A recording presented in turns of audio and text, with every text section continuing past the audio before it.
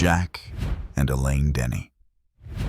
On Christmas Day 2007, in the small community of Locust Grove, Oklahoma, Jack and Elaine Denny were spending what should have been a peaceful holiday at home. The couple embodied the warmth and generosity that defined rural Oklahoma life, known throughout their community for their kindness and dedication to family.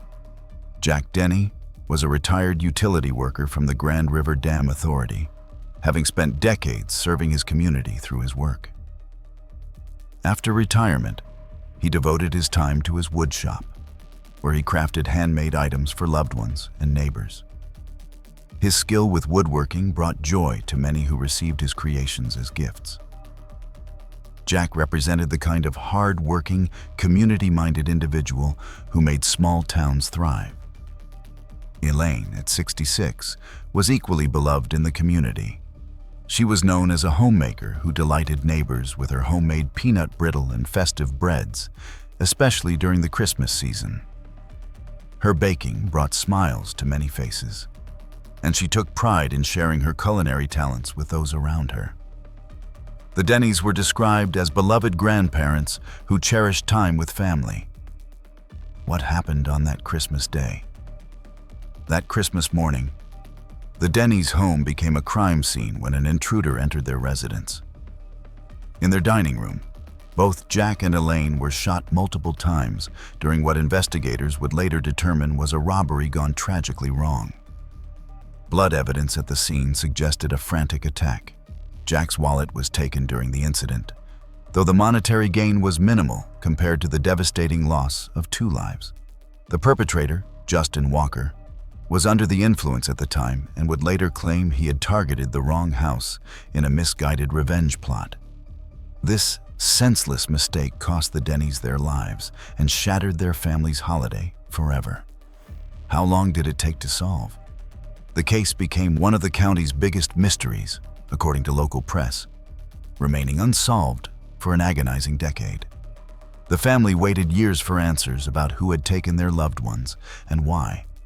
The breakthrough finally came when Walker, while imprisoned on unrelated charges, wrote a confession letter about the Denny murders. Though he later recanted this confession, a therapist's revelation about Walker's admissions eventually led investigators back to him. The forensic evidence that had been collected in 2007, including a palm print and other physical evidence, was re-examined. Combined with Walker's statements and the therapist's information, prosecutors built a case that would finally bring the family closure. In 2019, 12 years after the murders, Walker pleaded guilty to 2 counts of second-degree murder. He received a 40-year sentence, which, when added to his existing prison terms, effectively meant life behind bars. District Attorney Jack Thorpe stated that the family of Jack and Elaine Denny will find some closure to the terrible tragedy of Christmas 2007. The next case would involve a mother and her daughters in Ireland, Sharon Whelan and her daughters, Zara and Nadia. On Christmas Day 2008, in Wingap, County Kilkenny, Ireland, a small farmhouse became the site of an unthinkable tragedy. Sharon Whelan, a 30-year-old devoted single mother, lived there with her 2 daughters, creating a loving home despite the challenges of raising children on her own. Sharon was described as a family-oriented woman who worked hard to provide for her daughters. She had chosen to raise them in the rural Irish countryside, renting a farmhouse near relatives who could provide support. Sharon dedicated herself to creating a stable, nurturing environment for Zara and Nadia, making sure they had everything they needed despite being a single parent. Zara, who was 7, was a schoolgirl full of life and curiosity. She attended local schools and was known among family and neighbors as a bright, energetic presence. Nadia, at 2 years old, was at that precious toddler stage, beginning to explore the world around her with wonder. Both girls were the center of Sharon's world, and she was fiercely devoted to their well-being and happiness. What happened to this family? On that Christmas day, Brian Hennessy, a local postman, came to the Whelan home. Hennessy was an acquaintance in the community, someone Sharon would have had no reason to fear. However, that day, he attacked Sharon. State pathologist Dr. Marie Cassidy testified that she may have been strangled during an act, indicating the nature of the assault Sharon endured. After attacking Sharon, Hennessy set fire to the farmhouse. Zara and Nadia, who were in the home, died from smoke inhalation as the fire consumed the building. The pathologist's testimony later indicated that the girls likely lost consciousness rapidly from carbon monoxide, sparing them from prolonged suffering, though this provided little comfort to the grieving family. Emergency services responded to the fire, but it was too late to save Sharon and her daughters. The discovery of 3 bodies in the burned farmhouse shocked the tight-knit rural community. Investigators quickly determined the fire had been set intentionally, launching a homicide investigation. How was justice achieved? The investigation included a community-wide DNA sample drive, where local men voluntarily provided samples to help solve the case. Hennessy participated in this drive, likely believing he could blend in with other community members. However, when his DNA sample was analyzed, it matched evidence found at the crime scene. Faced with the DNA evidence, Hennessy eventually confessed to investigators. He admitted to the attack on Sharon, though he attempted to minimize his responsibility. He claimed he had used Sharon for gratification and acknowledged that she had resisted his actions. His confession confirmed what the physical evidence had already suggested. In 2009, Hennessy pleaded guilty to 3 counts of murder. The judge sentenced him to 3 life sentences, with 2 of the sentences ordered to run consecutively, ensuring he would spend decades behind bars. The rape charge that had initially been brought was dropped as part of the plea agreement, though the circumstances of the assault were made clear in court proceedings. The following case would involve a mother's desperate act in Florida. Tristan Allegra. In a Florida hotel room on Christmas Day 2008, an 8-year-old boy named Tristan Allegra should have been waking up to open presents and enjoy the holiday. Instead, his life would end at the hands of the person who should have protected him most, his mother, Erin Allegra. Tristan was remembered by his peers and teachers as a cool and funny elementary school student. He loved reading and was particularly fond of Pokemon, like many boys his age. Tristan had been excited about Christmas, looking forward to the gifts and festivities that came with the holiday season. He was a sweet boy who had brought joy to those around him through his kind nature and sense of humor. His mother, Erin, had been struggling with severe depression and mounting financial problems. She had taken Tristan to stay in a hotel, away from their normal environment. The stress of her situation had been building, and she harbored fears about what would happen to Tristan if she could no longer care for him, particularly worries about him being with his father. What led to this tragedy? On Christmas night, Erin gave Tristan Advil, likely to make him drowsy. Once he was in a vulnerable state, she smothered him with a pillow, ending his life. This was not an impulsive act, but rather one she had contemplated, as evidenced by notes she had written beforehand. Among these notes was one that read, "Thanks for being my sweet boy all these years." This heartbreaking message revealed that even as she planned to take his life, she recognized the precious child he was. After taking Tristan's life, Erin attempted to end her own, but she survived the attempt. She then called 911, alerting authorities to what had occurred in the hotel room. When first responders arrived, they found Tristan deceased and Erin still alive. The investigation immediately focused on Erin, and the evidence was overwhelming. Her own journal and notes confessed to her intent and actions. How did the legal system respond? Erin Allegra was arrested and charged with first-degree murder and other offenses. The prosecution presented the notes, journal entries, and forensic evidence showing premeditation. Erin's defense attempted to explain her actions through the lens of her mental health struggles, depression, and the financial desperation she had been experiencing. However, these factors, while tragic in their own right, could not excuse taking Tristan's life. In 2010, Erin pleaded guilty to first-degree murder. The judge sentenced her to life in prison plus 30 years for the additional charges. The sentence ensured she would never be released, spending the rest of her life behind bars for taking her son's life. During the sentencing hearing, Tristan's grandmother, Margaret Allegra, provided a powerful victim impact statement. She told Erin, "What you have done takes my breath away," expressing the family's horror and grief at Erin's actions. The grandmother spoke about how Tristan had been, "You took something very precious from the family. A boy who had his whole life ahead of him."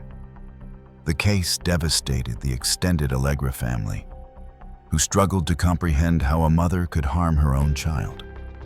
They mourned not only Tristan's death, but also the loss of the daughter-sister they thought they knew, replaced by someone capable of such an act. Tristan is remembered for his sweet nature, his love of reading and Pokemon, and the happiness he brought to those who knew him. His life was cut tragically short, leaving family members to wonder about all the Christmases and milestones he would never experience.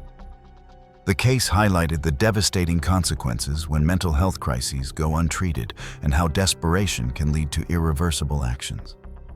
The next case would take us back to 1985 and an elderly couple in Washington, Edward and Minnie Morin.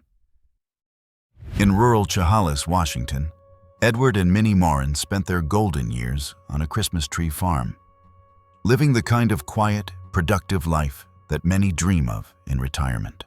The couple was known throughout their community as generous, hard-working people who embodied the best of rural American values.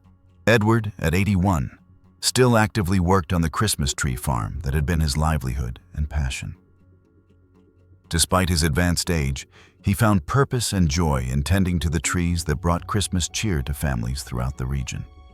His dedication to his work was admired by neighbors and customers alike, who respected his strong work ethic and kind demeanor. Minnie, 83, was equally active in the community. She was known for hosting church luncheons, welcoming members of her congregation into her home with warmth and excellent cooking. Her hospitality and kindness made her beloved among church members and neighbors. Together, Edward and Minnie represented a lifetime of hard work, faith, and community service. What happened in December 1985? Between December 19th and December 24th, 1985, the Morins were targeted by two brothers, Rick and John Riff, who were known as local enforcers in the area. The Riffs kidnapped the elderly couple, taking them from their farm against their will. The Morins were forced to go to their bank and withdraw $8,500, a significant sum in 1985, but a pittance compared to the value of their lives. After obtaining the money, the Riff brothers took Edward and Minnie to a wooded area. There, they shot both victims, ending their lives in a cold, calculated manner. The brothers then dragged the bodies deeper into the woods, attempting to conceal their crimes. The Morins' bodies were discovered on Christmas Eve, a grim discovery that devastated the Chehalis community. The timing made the tragedy even more heartbreaking, as families throughout the area were preparing for Christmas celebrations, while the Morin family received the worst possible news. Why did it take so long to solve? The case went cold for 27 years, becoming one of Washington's most notorious unsolved homicides. The Riffy brothers were suspected, but witnesses in the community were afraid to come forward. The brothers' reputation as violent enforcers had created a climate of fear that prevented people from speaking to police, even though they might have had crucial information. The breakthrough came in 2012 when witnesses finally overcame their fear and provided testimonies about what they knew. After nearly 3 decades, people felt safe enough to tell investigators what they had seen or heard about the Morin murders. This testimony, combined with re-examination of physical evidence from 1985, allowed prosecutors to finally build a case. By the time of the breakthrough, John Riffey had died, escaping justice. However, Rick Riff was still alive and was arrested for the murders. In 2013, he was convicted and sentenced to 103 years in prison, ensuring he would spend the rest of his life behind bars. Family friend James Shriver spoke for many in the community when he said, "These people were loved by everyone. Christmas just became sad." The Morins' deaths had cast a shadow over the holiday season in Chehalis, and the 27-year wait for justice only compounded the community's grief. The Morin family finally had answers and justice, though it came far too late. Edward and Minnie's legacy in the community endures through the memories of those who knew them. Their generosity, their work ethic, and their dedication to faith and family. The following case would involve a young married couple starting their lives together. Carrie Richter and Dustin Beatty. On Christmas Eve 1998, in Minneapolis, Minnesota, Carrie Richter and Dustin Beatty were a young married couple building a future together. At just 18 and 20 years old respectively, they represented young love and the promise of a life ahead, having recently married and settled into an apartment in the city. Carrie, at 18, was a newlywed excited about starting her adult life. She and Dustin had made the commitment to build a life together despite their youth, showing maturity and dedication to each other. They were working to establish themselves, making plans for their future, and looking forward to spending their first Christmas as a married couple in their own home. Dustin, at 20, worked to support himself and his new wife. The couple lived in a Minneapolis apartment, creating their first home together. Friends and family described them as a devoted young couple who were starting out their lives together with optimism about what the future would bring. What happened on Christmas Eve? On that December evening, Jason Preston came to the couple's apartment. Preston was known to them, and his visit was connected to a dispute over what authorities would later describe as an issue involving substances. What should have been a routine encounter escalated into fatal confrontation. During the altercation, Preston attacked Dustin, strangling him with a cord. As Carrie witnessed this attack on her husband and tried to intervene or escape, Preston turned on her as well, stabbing Carrie during the struggle. Both Carrie and Dustin died in their apartment, their first Christmas as a married couple becoming their last. The scene was horrific for responding officers and devastating for the families who had to be notified that their children, newlyweds with their whole lives ahead, had been taken from them. The case initially stalled, with investigators unable to identify the perpetrator definitively, despite collecting evidence from the scene. How did DNA finally solve this cold case? The case remained unsolved for years, becoming a cold case that haunted investigators and the victims' families. In 2010, evidence from the crime scene was retested using advanced DNA technology that hadn't been available in 1998. This retesting produced a DNA profile that could be compared against criminal databases. The DNA match was found in 2013, 15 years after the murders, linking Jason Preston to the crime scene. The forensic evidence provided the proof needed to finally charge him with the deaths of Carrie and Dustin. Preston was arrested and faced 2 counts of second-degree murder. Rather than go to trial, Preston pleaded guilty in 2016 to both murders. Attorney Mike Freeman stated, "We are quite certain we have the only killer of this young couple." Preston was sentenced to 48 years in prison, ensuring he would spend decades behind bars for taking 2 young lives. The families of Carrie and Dustin finally received answers after 18 years of waiting.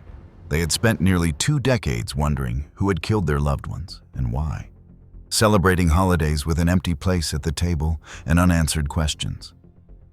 The DNA breakthrough brought justice, though it could never bring back the couple who had barely begun their married life together. The next case would take us to a more recent tragedy on Long Island. Josefina Ramirez Montero.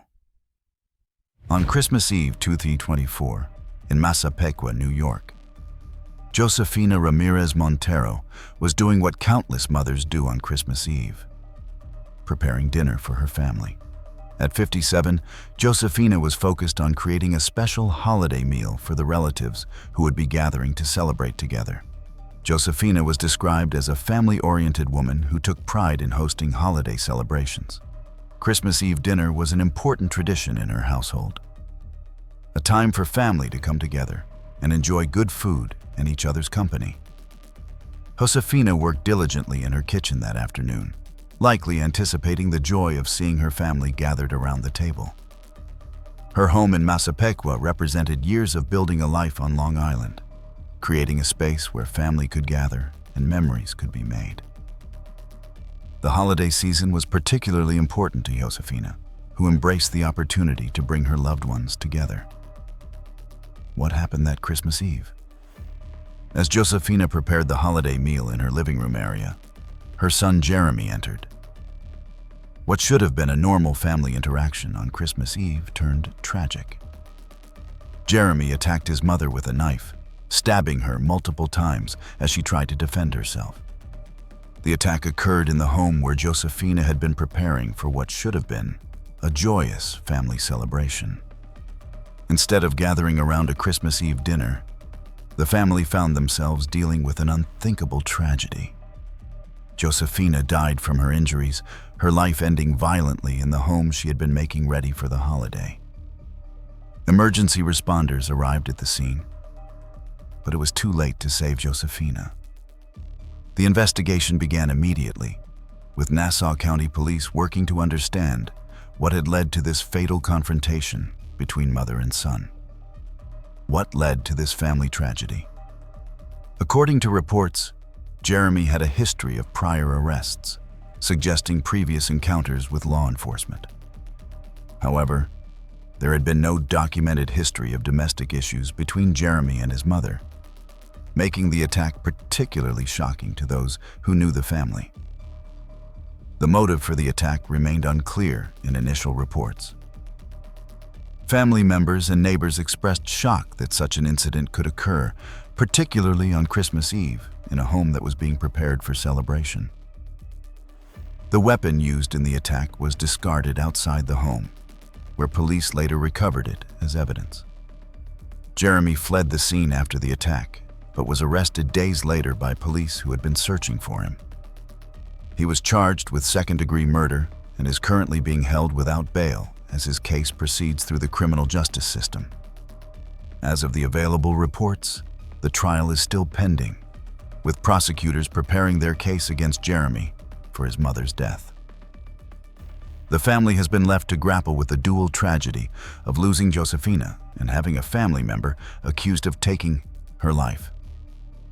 If you've made it this far and enjoy deep dives into the most shocking criminal cases, hit that subscribe button and don't forget to press the bell icon.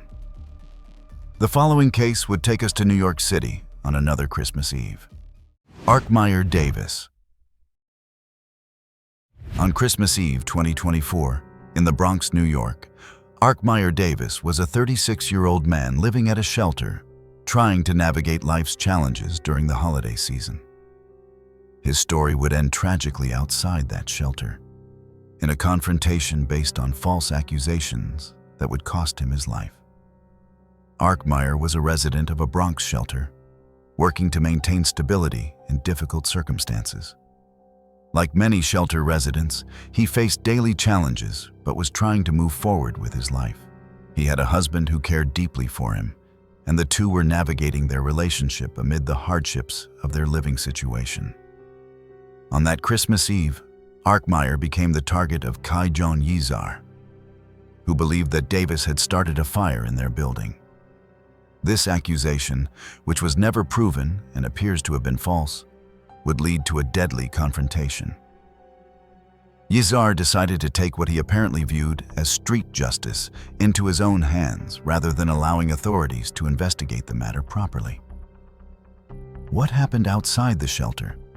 That Christmas Eve, Yizar confronted Davis outside the shelter. The confrontation quickly escalated from accusations to physical attack. Yizar stabbed Davis multiple times, inflicting severe injuries on the victim. Davis, bleeding profusely from the knife wounds, attempted to flee from his attacker and seek help. In a heartbreaking scene, Davis made it to his husband, bleeding out in his husband's arms as his life slipped away. His husband held him during his final moments, helpless to stop the bleeding or save the man he loved. Emergency services were called, but Davis died from his injuries, his husband traumatized by witnessing his partner's death on Christmas Eve. The scene was captured on surveillance footage, which would later prove crucial in the investigation. The video showed the attack and Davis's desperate attempt to escape, providing investigators with clear documentation of what had occurred. The footage revealed the brutality of the assault and Davis's final moments. How did the investigation proceed? New York Police Department investigators responded to the scene and began reviewing the surveillance footage from the area around the shelter. The video evidence clearly showed Yizar attacking Davis, providing investigators with both the identity of the perpetrator and documentation of the crime itself. Yizar was arrested the day after Christmas, quickly apprehended by police who had identified him through the video evidence. The swift arrest brought some measure of justice, though it could not restore Davis's life or ease his husband's trauma. In 2025, Yizar was indicted for second-degree murder. Prosecutors described the incident as an alleged act of street justice, emphasizing that Yizar had taken it upon himself to punish Davis for something Davis may not have even done, rather than reporting his suspicions to authorities. The case is currently proceeding through the criminal justice system, with Yizar in custody awaiting trial. The indictment ensures he will face serious consequences for taking Davis's life based on unproven accusations. Prosecutors are building their case around the surveillance footage and witness testimony, including potentially devastating testimony from Davis's husband about his partner's final moments. The next case would take us across the Atlantic to England. L. Edwards. On Christmas Eve 2022, in Wallasey, England, L. Edwards was out enjoying the holiday season with friends at a local pub. At 26, she was a beautician with her whole life ahead of her, celebrating Christmas Eve in what should have been a safe, festive environment. Elle worked as a beautician, a career where she helped clients feel confident and beautiful. She was described as a vibrant young woman who enjoyed socializing with friends and living life fully. That Christmas Eve, she had gone to the Lighthouse pub in Wallasey to celebrate the holiday, surrounded by friends and the festive atmosphere of people gathering for the season. Elle had no involvement in gang activity, no connection to criminal enterprises, and no reason to expect that she would become a target of violence that night. She was simply in the wrong place at the wrong time. An innocent bystander who would become collateral damage in someone else's conflict. What happened at the Lighthouse pub? That Christmas Eve, Connor Chapman arrived at the pub carrying a submachine gun. Chapman was involved in gang activities and had specific targets in mind. People connected to a rival group with whom he had ongoing disputes. His intention was to attack those specific individuals, using overwhelming firepower to ensure he hit his intended victims.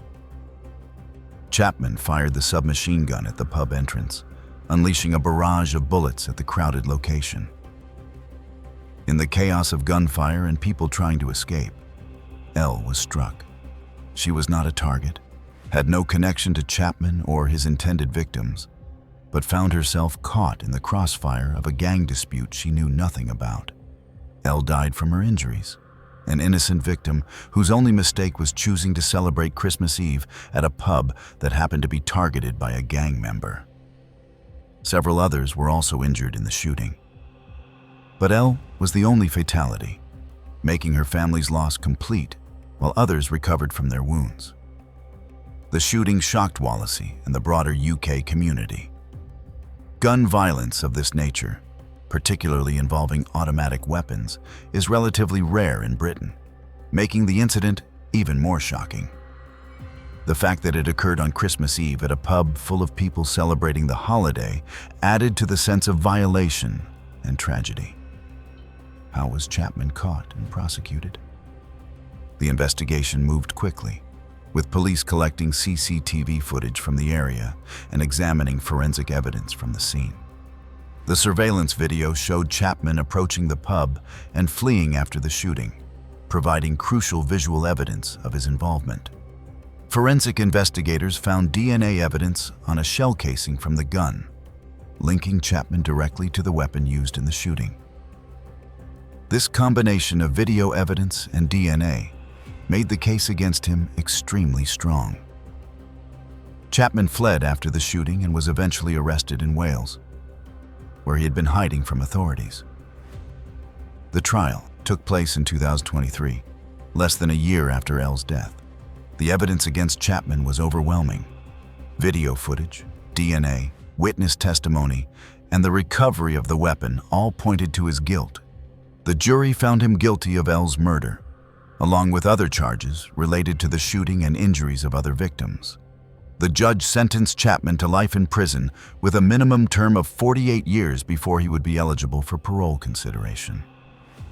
The lengthy minimum term reflected both the severity of the crime and the fact that Elle was an innocent victim with no connection to Chapman's gang activities. Chapman would be in his 70s before he could even be considered for release. Elle Edwards is remembered as a beautiful young woman whose life was stolen by gang violence she had nothing to do with. Her death on Christmas Eve 2022 transformed the holiday season into a time of mourning for her family and sparked broader conversations about gun violence in the UK. The following case would involve a family gathering in Brazil that turned deadly. Arsenic Christmas cake poisonings. On Christmas Eve 2024, in Torres, Brazil, a family gathered for Christmas celebrations, looking forward to a festive meal and traditional holiday dessert. Among the victims of what would unfold were Lucienne Moura dos Anjos, her daughter Emmanuelle, and another relative, whose lives would be cut short by poisoned Christmas cake. Lucienne Moura dos Anjos was 40 years old, a daughter in the extended family gathering for the holiday. She was part of a multi-generational celebration, with family members of various ages coming together to mark Christmas in the traditional Brazilian way. Lucienne looked forward to spending time with her family, including her young daughter, Emmanuelle. Emmanuelle Moura dos Santos Garcia was just 10 years old, a granddaughter in the family who was excited about Christmas celebrations.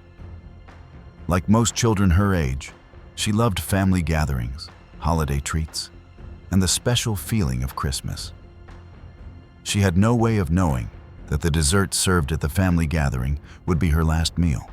A third woman, also a relative, was part of the family gathering.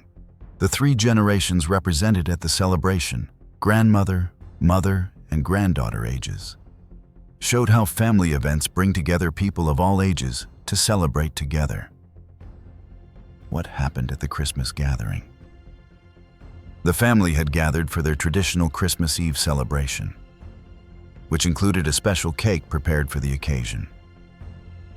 As family members began eating the cake, several noticed something unusual. Survivors later reported that the cake had a spicy flavor, an unexpected and concerning taste that was not normal for the dessert. Despite the strange flavor, multiple family members consumed portions of the cake.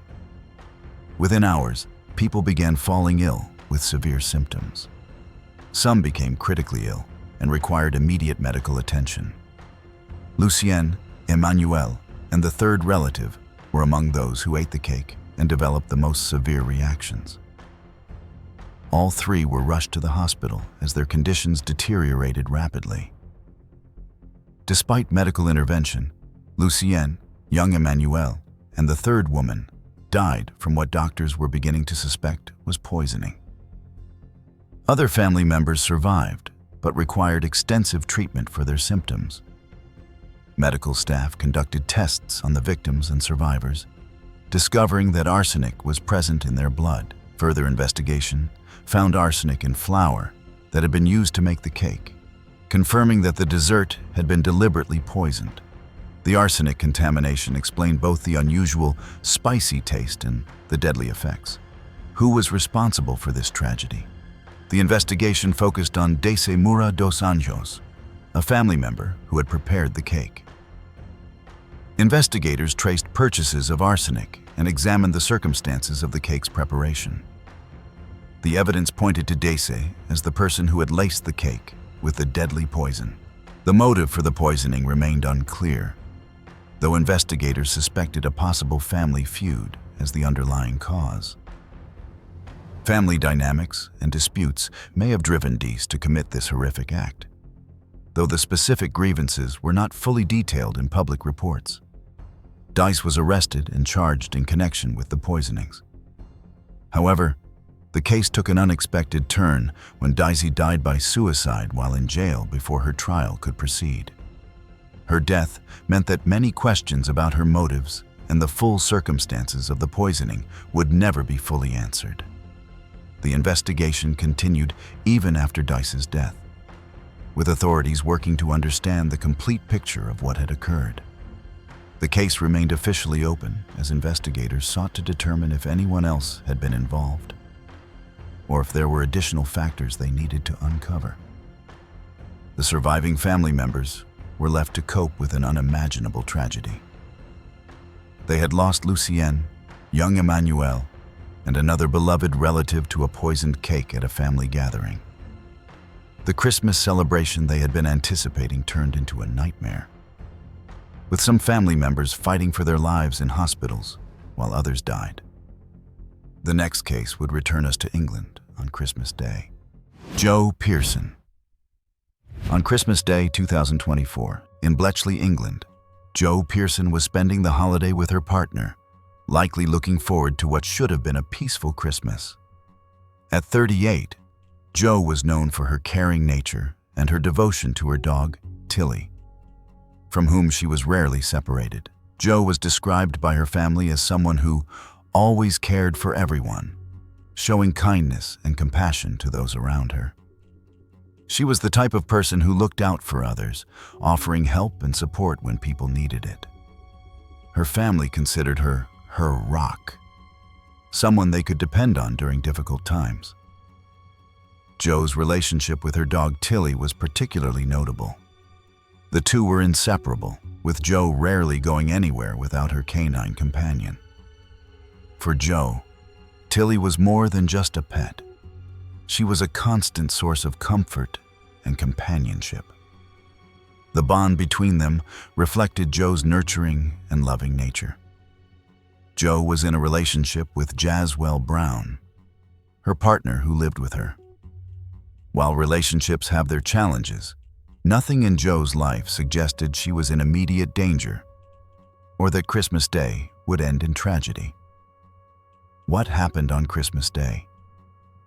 On that December 25th, a dispute arose between Joe and Brown. The argument centered around substances, specifically crack cocaine and Brown's desire to use it. When Joe refused or opposed his plans regarding the substance, Brown's reaction escalated far beyond what anyone could have anticipated. Brown attacked Joe with a knife, stabbing her 31 times in a sustained and brutal assault. The number of wounds indicated extreme rage and a complete loss of control. Joe fought for her life, but the attack was too severe and too sustained for her to survive. In her final moments, Joe screamed for her children, crying out for the people she loved most as she realized what was happening to her. Her last thoughts were of her children, wanting to see them, and perhaps trying to summon help or simply expressing her love for them in what she may have known were her final moments.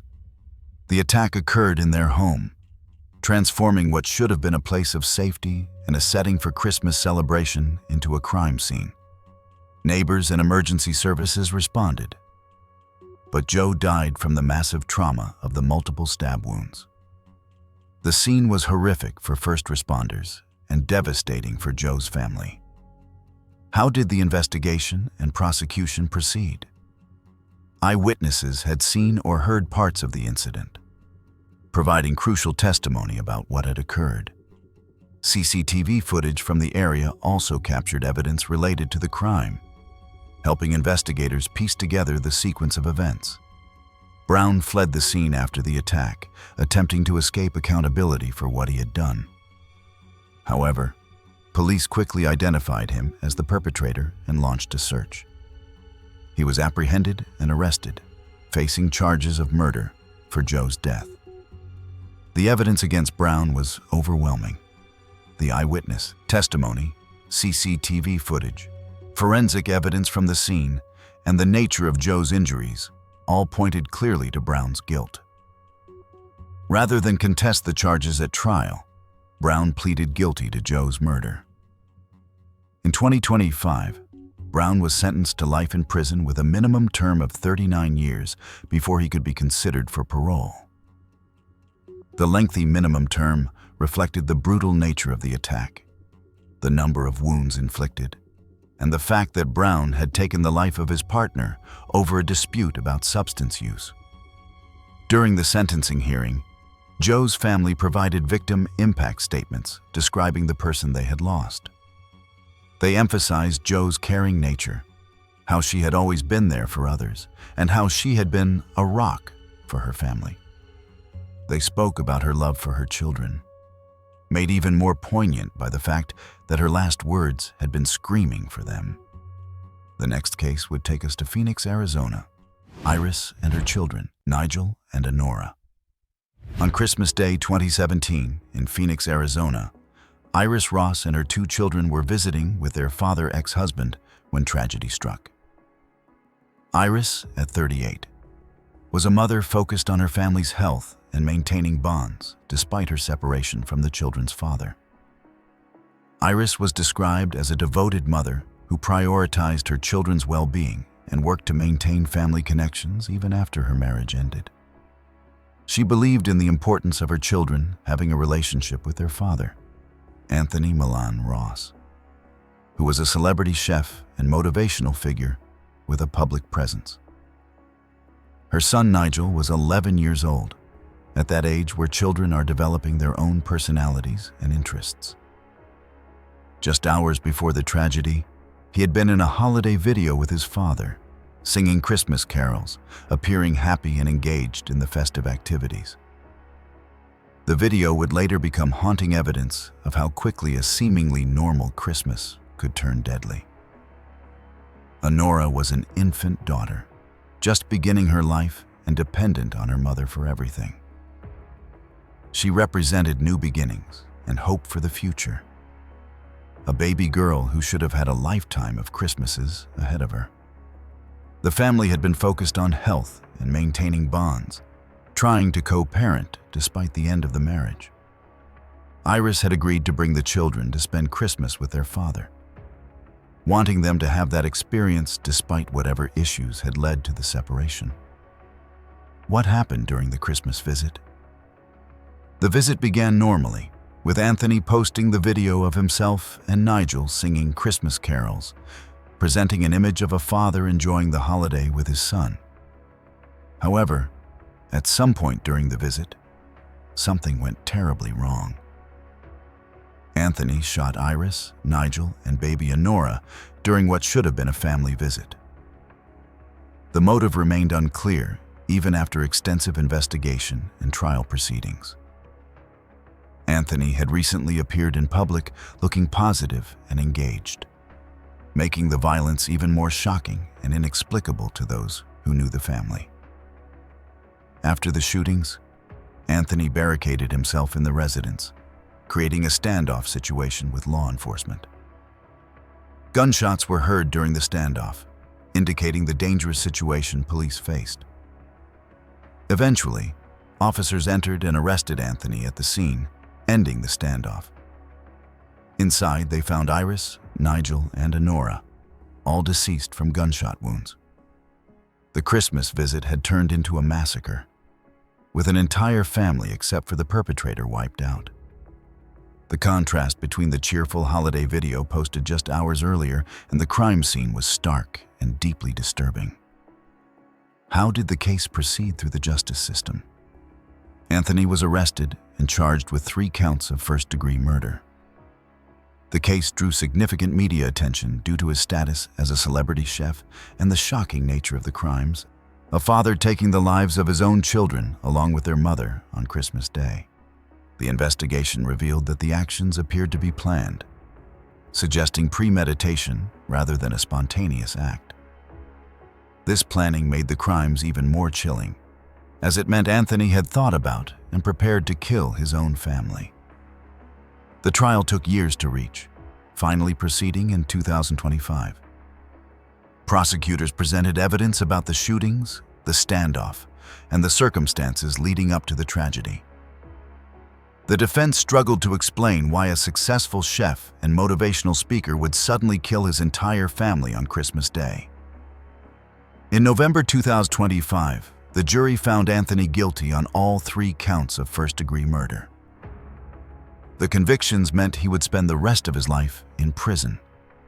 His sentencing is scheduled for January 2026, where the formal life sentences will be imposed. The final case would take us to Jacksonville, Florida. Michelle O'Dowd. On December 2, 2011, in Jacksonville, Florida, Michelle O'Dowd was at her home wrapping Christmas presents for her family. At 67, Michelle was a beloved aunt, known affectionately as Aunt Mickey, to family members who cherished her presence in their lives. Michelle was described as the sweetest person by those who knew her, embodying kindness and generosity in her interactions with others. She was a kind aunt who took pleasure in selecting and preparing gifts for family members, showing her love through thoughtful presents and caring gestures. That December day, Michelle was engaged in the annual tradition of wrapping Christmas gifts, carefully preparing presents for the family members she loved. The scene of Michelle surrounded by wrapping paper, ribbons, and gifts represented the caring nature that defined her. Someone who put thought and effort into making others happy during the holiday season. Michelle had a friend named Patty Michelle White, someone she had known and trusted. However, their friendship had been deteriorating, and White was experiencing significant life challenges, reportedly unable to get life together, according to later reports. What happened at Michelle's home? White came to Michelle's residence that December day. What began as a visit between friends escalated into a robbery attempt. White attacked Michelle, beating her and then strangling her during a struggle. The attack appears to have occurred as Michelle was in the midst of her gift-wrapping activities, surrounded by the presents she had been carefully preparing. After Michelle died from the assault, White took cards from Michelle's home, apparently seeking to use them for financial gain. In a particularly disturbing act, White then hid Michelle's body under the pile of Christmas presents that Michelle had been wrapping. The juxtaposition of Michelle's body, concealed beneath gifts intended to bring joy to her family, was deeply disturbing to investigators and family members. Michelle's family became concerned when they couldn't reach her. When they came to check on her, they made the horrifying discovery. Her twin brother found her beneath the Christmas gifts, a scene that would haunt him forever. The trauma of finding his sister's body in such circumstances, hidden under holiday presents, added an extra layer of horror to an already devastating loss. How was White identified and prosecuted? White had used Michelle's stolen cards to withdraw money from ATMs, and CCTV footage from these locations captured her image. Family members recognized White in the surveillance photos, identifying her as Michelle's friend and providing investigators with a crucial lead. The evidence against White included the video footage, forensic evidence from the crime scene showing signs of blunt force trauma and strangulation, and the stolen cards being used by White. This combination of evidence built a strong case against her. After her arrest, White confessed to Michelle's death, acknowledging her role in the attack and robbery. The confession confirmed what the physical evidence had already indicated. In 2013, White pleaded guilty to second-degree murder as part of a plea agreement. She was sentenced to 45 years in prison, ensuring she would spend decades behind bars for killing her friend. Given White's age at sentencing, the 45-year term effectively meant she would likely die in prison. This was all from our side today. Thanks for watching. Click here to check out another video.